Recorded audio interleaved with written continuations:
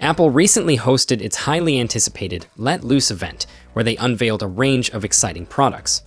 Among the highlights were two new iPads, the Apple Pencil Pro, and an innovative Magic Keyboard. The event was packed with information about the impressive M4 chips, AI capabilities, and tandem OLED panels. However, it's not uncommon for some crucial details to get lost in the shuffle during such major tech events. If you weren't paying close attention, you might have missed the asterisks accompanying certain statements made at Apple's iPad event. Overlooking these asterisks means potentially overlooking vital information that could greatly impact your purchasing decision. In the case of the iPad Pro M4, there are specific facts about available models, hidden configuration options, and the backward compatibility of certain accessories that aren't widely known.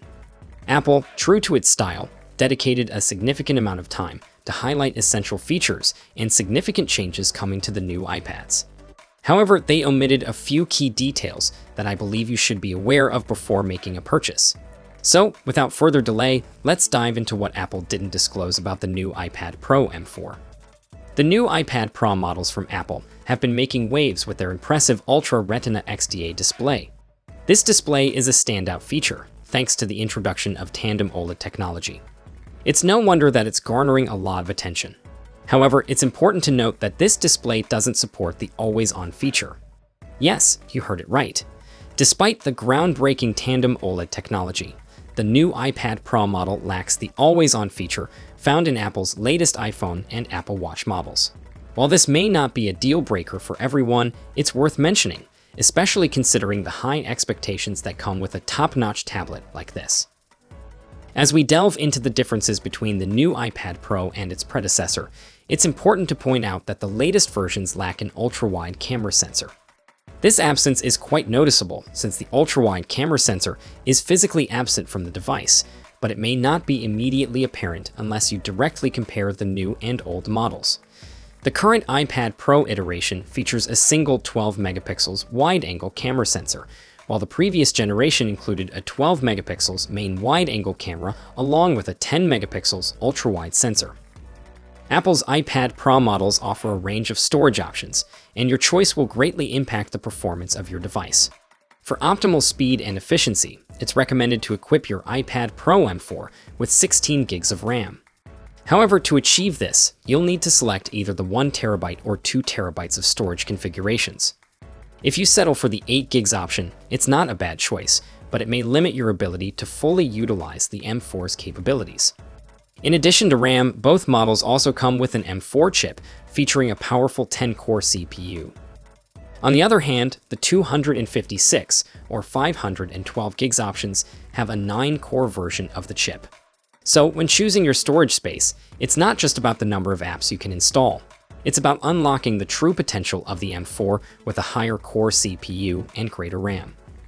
Unfortunately, the iPad Pro Store page doesn't provide a clear explanation of these differences when it comes to storage options. However, you can easily find this information on the iPad Compare page, specifically in the chip section. Take a look there to see the distinct advantages of each configuration. The Apple Pencil Pro is designed exclusively for the latest iPad models and is not compatible with older versions.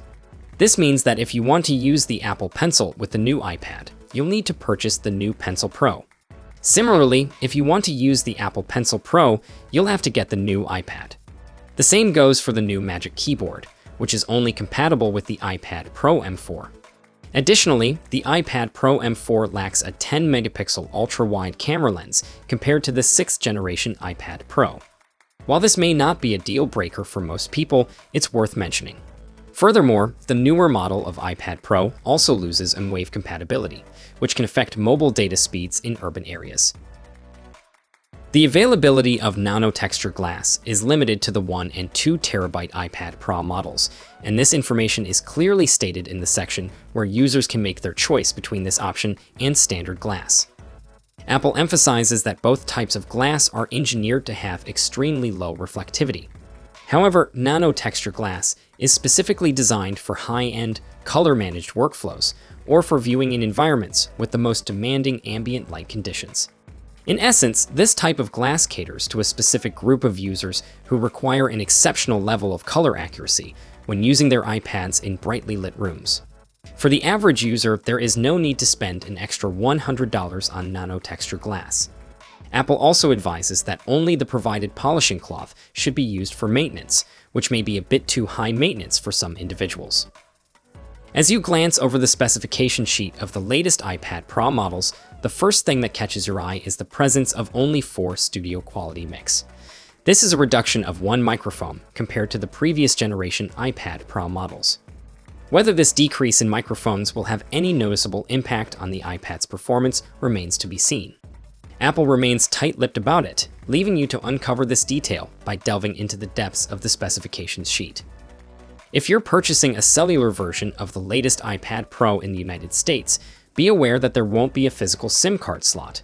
This implies that you'll need to get comfortable with eSIMs and be ready to configure your iPad Pro units without a physical SIM card.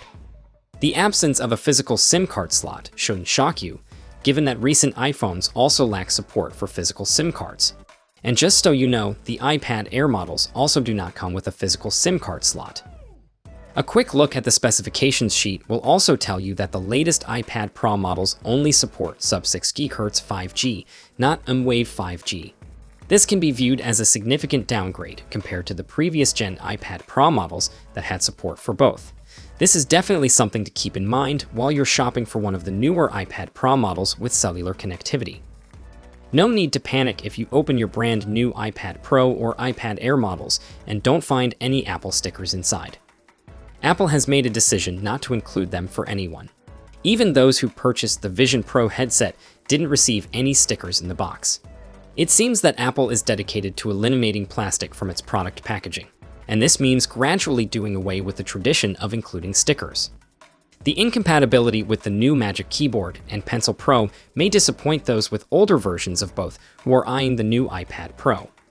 To upgrade, you'll need to shell out more than the base price of $999 for the 11-inch model or $1,299 for the 13-inch model. Even if you go for the 256 gigs version, the $299 Magic Keyboard, which goes $349 for 13-inch and $129 Apple Pencil Pro, will push the total to at least $1,429 for the 11-inch or $1,779 for the 13-inch model. And if you want the most power with the 256 or 512 gigs models, be prepared to spend even more. That brings the total to $2,329 for the 11-inch model and $2,679 for the 13-inch model. While not everyone will need to invest this much for better performance, it's important to consider the hidden costs of the iPad Pro M4. Now, here's a fresh take on whatever I mentioned in this video. Forget everything I just mentioned. It doesn't determine whether the new iPad Pro is better or worse than its predecessor. Instead, consider it a handy guide to help you make an informed decision before splurging your hard-earned cash. It's easy to get caught up in the big changes and overlook these subtle yet significant differences. So take this as a friendly reminder to carefully examine the specifications and ensure you're not missing out on something that could greatly impact your experience. Now, share your thoughts in the comments below, and I'll catch you all in the next one. Until then, peace out.